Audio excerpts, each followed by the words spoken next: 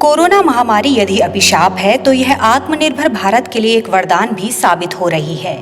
Corona ने यदि लोगों को बेरोजगार बनाया है तो बहुत से लोगों ने वर्तमान आवश्यकता को देखते हुए अपनी प्रतिभा और तकनीक का उपयोग कर अपने को आत्मनिर्भर भी बनाया है। विदेशी उत्पादों की व्यापक स्तर पर स्वीकार्यता ने हमें रोजमर्रा की वस्तुओं के लिए भी विदेशों पर निर्भर बना दिया है। कोरोना काल ने हमें आत्मचिंतन का वो अवसर दिया है जो हमारे समाज को आत्मनिर्भर भारत के लिए सक्षम करे। कई लोगों ने ऐसे उदाहरण प्रस्तुत किए हैं जिन्होंने इस चुनौती भरे माहौल में स्वयं के साथ दूसरों को भी स्वावलंबी बनाया है।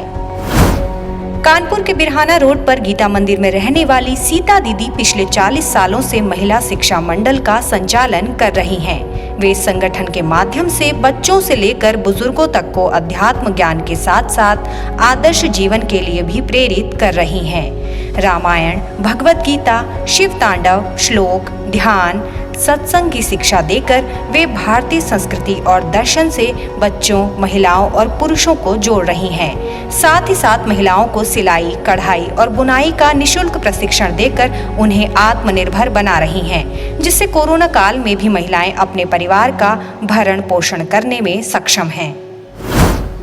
गोरखपुर की रहने वाली मीनाक्षी राय ने स्वरोजगार एवं बाल उत्थान सेवा संस्थान के माध्यम से 300 महिलाओं को स्वरोजगार से जोड़ने का काम किया है।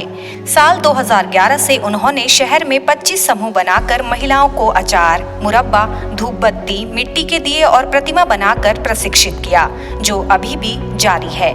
लॉकडाउन में उन्होंने 40 महिलाओं को 6 से 8 हजार प्रति माह कमाने का अवसर दिया। इन समूहों की महिलाओं के काम की गुणवत्ता इतनी अच्छी है कि दूसरे शहरों से भी उन्हें ऑर्डर मिल रहे हैं।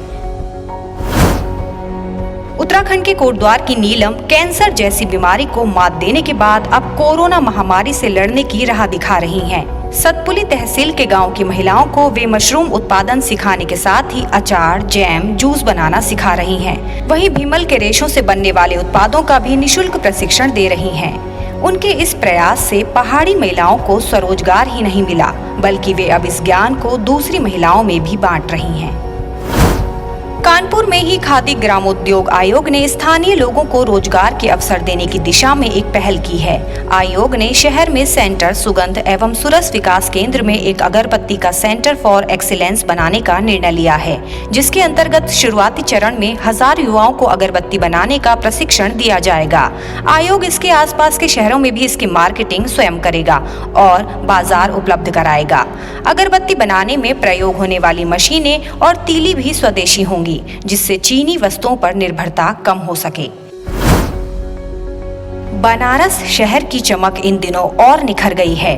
दरअसल चीनी वस्तुओं के बहिष्कार के बाद से इस शहर को नए अवसर मिलने लगे हैं। चीन का केवल भारत ही नहीं बल्कि अन्य देश भी बहिष्कार कर रहे हैं। इसके चलते चीनी वस्तुओं और कच्चे माल के लिए सभी देश अब दूसरे विकल्पों को तलाश रहे हैं। ऐसे में बनारस एक बेहतर विकल्प बनकर सामने आया है।